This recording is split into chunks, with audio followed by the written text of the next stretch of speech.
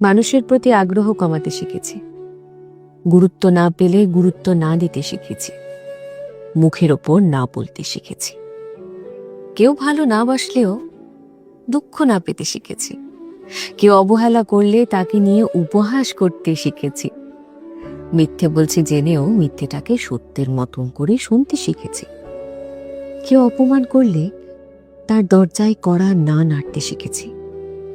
নিজের ভালো থাকার জন্য রোজ এত কিছু শিখেছি। এত কিছু শেখার পর যখন কেউ অহংকারী বলে, তখন তাকে পাত্তা না দিতেও শিখেছি।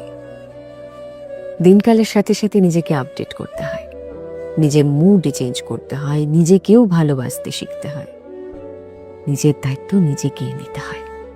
কারণ দিনের শেষে স্বাবলম্বী হতে হয় তো। কে কি ভাবলো, কে কি বললো, এর থেকেও বড় কথা হচ্ছে আমি ভালো আছি কিনা এই প্রশ্নটা নিজেকে জিজ্ঞেস করা।